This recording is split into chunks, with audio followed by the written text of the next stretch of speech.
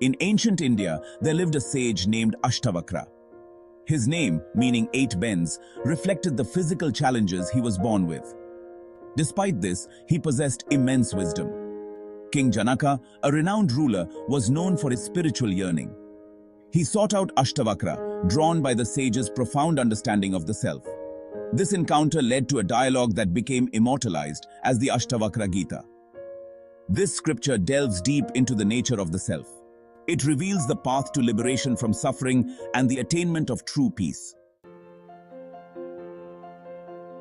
The Ashtavakra Gita is not a typical religious text. It is a conversation, a discourse between a seeker and a sage. Janaka the king is restless. He yearns for liberation from suffering. Ashtavakra, with his profound wisdom, offers guidance. Their dialogue transcends time. It speaks to the core of human experience. This is because the questions Janaka asks are timeless. They are the same questions we grapple with today.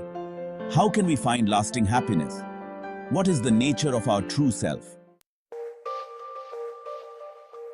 Oh, wise Ashtavakra, King Janaka began, his voice filled with longing. I seek liberation, but I feel lost in this maze of desires and attachments. How can I break free from this illusion of self and realize my true nature?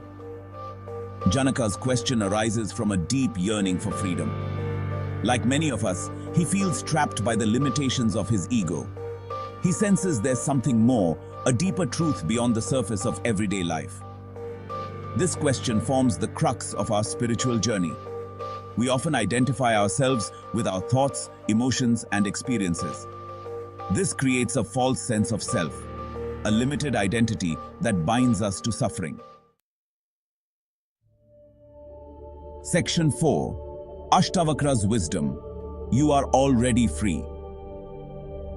Ashtavakra smiled gently at the king's heartfelt plea. The king, Janaka, was a seeker of truth, yearning for liberation from the cycle of birth and death. He had approached many sages, but none had given him the clarity he sought.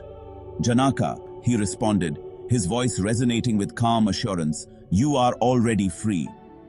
The words were simple, yet they carried a profound depth that resonated deeply within the king's heart.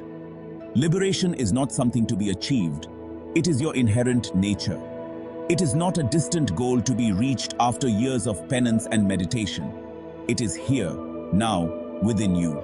You are not the body, the mind, or the senses. These are merely instruments through which you experience the world. They are not your true essence. You are the pure awareness that witnesses all these. This awareness is unchanging, eternal, and ever-present. It is the silent observer of all your experiences. Ashtavakra's words are startling in their simplicity. They strip away the layers of complexity that often surround spiritual teachings, revealing the core truth in its purest form. He cuts through the complexity of spiritual seeking with a direct and powerful truth. There is no need for elaborate rituals or complicated practices. The truth is simple and accessible to all. We are not what we think we are. Our thoughts, emotions, and perceptions are transient and ever-changing. They do not define our true self. Our true nature is pure consciousness, untouched by the fluctuations of the mind. This consciousness is the source of all our experiences, yet it remains unaffected by them. This is a radical concept. It challenges our deeply ingrained beliefs about who we are. We have been conditioned to identify with our body and mind, but this identification is the root of our suffering. It challenges our deeply ingrained beliefs about who we are. We have been conditioned to identify with our body and mind, but this identification is the root of our suffering. By recognizing our true nature, we can transcend this suffering. Yet, within this realization lies the key to liberation. When we understand that we are pure awareness, we are no longer bound by the limitations of our perceived self. When we recognize our true nature as pure awareness, we are freed from the limitations of our perceived self. This recognition brings a profound sense of peace and liberation. It is the ultimate freedom, the realization that we have always been free. Section 5. Janaka's second question, the trap of desire. Intrigued but slightly perplexed, Janaka pressed further. His mind was a whirlpool of questions, seeking clarity in the midst of confusion. But Ashtavakra, he inquired, if I'm already free, why do I feel bound by desires and attachments? These desires seem to have a grip on my soul, pulling me in different directions. They seem to control my every thought and action, dictating my choices and clouding my judgment. Janaka's question highlights a common dilemma faced by many seekers on the spiritual path. If we are inherently free, why do we experience so much suffering? Why does the mind get entangled in the web of desires, leading to endless cycles of pleasure and pain? Why do we chase after fleeting pleasures and get entangled in webs of desire? These desires, like a mirage, promise happiness but often lead to deeper dissatisfaction.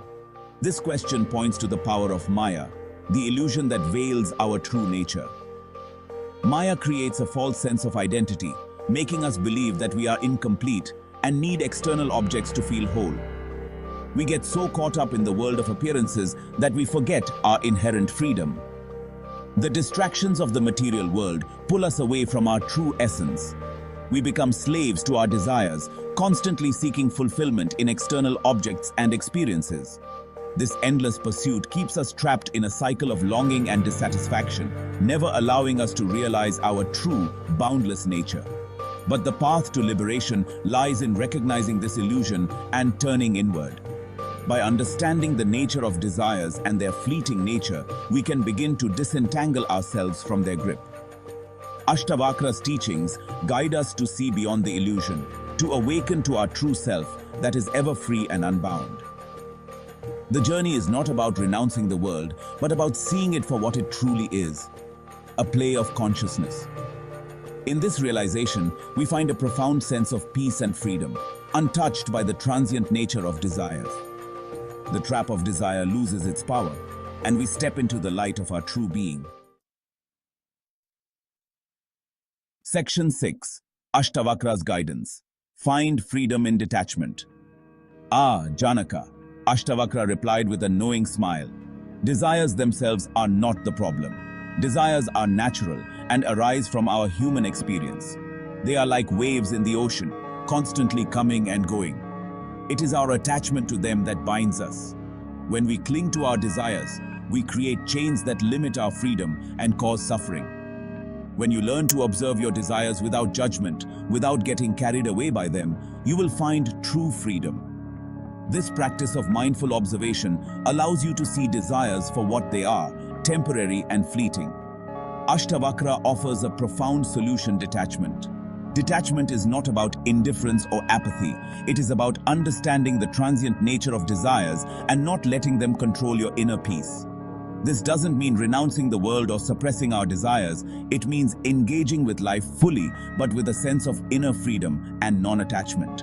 It means shifting our relationship with them. Instead of seeing desires as something to be fulfilled at all costs, we can view them as experiences that come and go. Instead of being controlled by our desires, we can learn to observe them with detachment. This shift in perspective allows us to live more freely and joyfully. Imagine a leaf floating down a stream. The leaf moves with the current, not resisting, not clinging. We can observe the leaf, appreciate its beauty without feeling the need to grasp it. This is the essence of detachment, appreciating without possessing. Similarly, we can observe our thoughts and desires without getting swept away by their current. By staying grounded and centered, we can navigate the waves of life with ease. This detachment is the key to liberation. It frees us from the endless cycle of craving and aversion, allowing us to experience true peace and contentment. Embrace detachment and find the freedom that lies within. Section 7. Janaka's third question. The path to liberation. Janaka, his mind brimming with new understanding, posed a final question. Ashtavakra, your wisdom illuminates my path, but I still feel uncertain. What practical steps can I take to realize this state of liberation you speak of?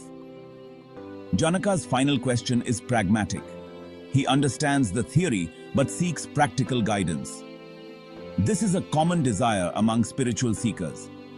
Knowing the goal is important, but we also need a map to get there. This question reflects our innate desire for tangible practices that can lead to inner transformation.